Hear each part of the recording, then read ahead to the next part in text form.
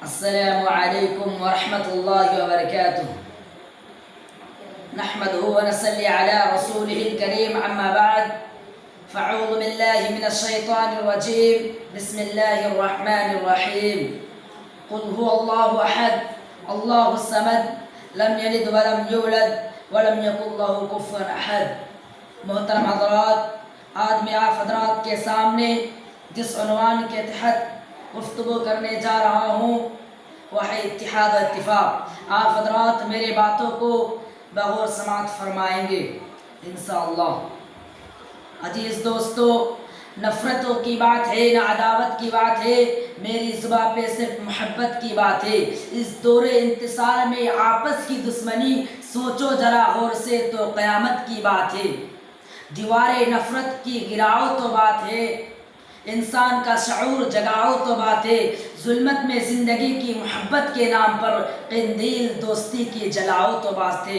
عزیز دوستو، آج مسلمانوں کے اندر نفرتوں و عداوتوں کی خلیج اور آپسی تنازع کی ایک مہلک بیماری ہر مسلمان کے رگ رگ اور ریسے میں سما چکی ہے. ہمارے اندر اختلافات و تنازعات و تصادرات نے جنم لے لیا ہے، جس کے بنا پر مسلمان ذلت اور رسوائی کے دلدل میں پھنسا ہوا ہے. مسلمانوں کے مختلف جماعتوں اور تنظیموں نے آپس میں اتحاد و اتفاق کو باقی نہیں. کوئی اپنے آپ کو سنی کہتا ہے، کوئی اپنے آپ کو شیعہ کہتا ہے، کوئی اپنے آپ کو مودودی کہتا ہے، کوئی اپنے آپ کو بریلوی کہتا ہے. مسلمانوں کے مختلف جماعتوں اور تنظیموں نے اتحاد اتفاق کو باقی نہیں. ایسا کیوں ہو رہا ہے؟ اس کا وجہ کیا ہے؟ صرف ایک بنیاد ایسی ہے جس پر مسلمانوں کی تمام گروپ اور تمام تنظیمیں ایک پلیٹ فارم پر آ سکتی ہے، سب متحد ہو سکتی ہے. وہ بنیاد قرآن و حدیث ہے. قرآن پر شیعہ سنی بریلوی دیوبندی تمام تنظیمیں ایمان رکھتی ہے. قرآن کے فریاد و للکار کو سننے کے لیے تمام جماعتیں اور تمام تنظیمیں ایک پلیٹ فارم پر آ سکتی ہے. عزیزان دوستو، نفرتوں اور تنازعاتوں کی دیوار کو گرا جا سکتا ہے، عداوت اور تصادرات کی دیوار کو منہدم کیا جا سکتا ہے. شرط یہ ہے کہ ہم قرآن کے للکار کو سننے والے ہو. ہم مسلمان ہیں، قرآن پر ہمارا ایمان ہے، احکام پر بھی ایمان ہے. رہبر ہمارا قرآن ہے، ہادی رسول کا فرمان ہے جس پر سب کچھ قربان ہے. تو آئیے رسول کے فرمان کو سنیے. قرآن کہتا ہے ان هذه امتکم امۃ واحدہ وانا ربکم فاتقون. جب قرآن ہمیں یہ کہہ رہا ہے، رسول کا فرمان یہ بتا رہا ہے کہ ہم ایک جسم کے مانند ہیں، تو پھر ہمارے اندر اختلافات و تنازعات پیدا کیوں ہو گئی؟ ہم الگ الگ منفرد میں کیوں ہو گئے؟ عزیزان دوستو، یہ آپسی مناظرہ بازی اور مذہبی اختلافات کے بنا پر سینکڑوں غیر مسلم مسلمان ہونے سے رک گئے. ڈاکٹر امبیڈکر جو ہریجن و ہندو پسمانند ذاتوں کے سب سے مقبول رہنما تھے، ہندوستان کی پوری جڑی ہریجن آبادی کے ساتھ اسلام قبول کرنے کے خواہش مند تھے. جب گاندھی جی کو پتہ چلا، انہوں نے ڈاکٹر امبیڈکر سے پوچھا تم کون سا اسلام قبول کرنا چاہتے ہو؟ شیعہ مسلمان ہونا چاہتے ہو یا سنی مسلمان ہونا چاہتے ہو؟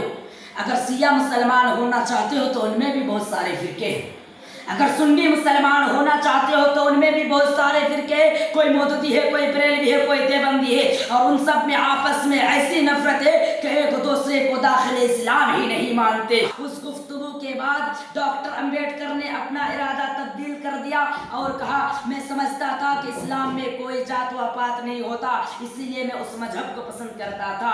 یہ لا عبرت کی داستان ہے جس کی سیاہی ابھی تک تاریخ کے صفحات میں خشک بھی نہیں ہوئی.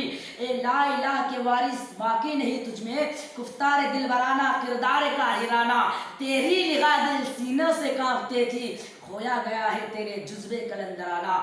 عزیزان دوستو، یہ سب ہمارے اختلافات و تنازعات کی وجہ سے ہو رہا ہے. آج جو مسلمانوں پر ظلم و ستم کے پہاڑ توڑے جا رہے ہیں، یہ آپسی فوٹ اور نفاق کے بنا پر ہو رہا ہے. ابھی بھی وقت ہے، ایک پلیٹ فارم پر آ جاؤ، سب متحد ہو جاؤ. قرآن للکار کر کہتا ہے وَاعْتَصِمُوا بِحَبْلِ اللَّهِ جَمِيعًا وَلَا تَفَرَّقُوا. تمام اللہ کی رسی کو مضبوطی کے ساتھ پکڑ لو اور تفرقہ بازی مت کرو. آخر میں اللہ تعالیٰ سے دعا ہے کہ ہم تمام مسلمان بھائیوں کو اتحاد اتفاق میں رہنے کی توفیق عطا فرمائے. آمین. السلام علیکم ورحمۃ اللہ وبرکاتہ.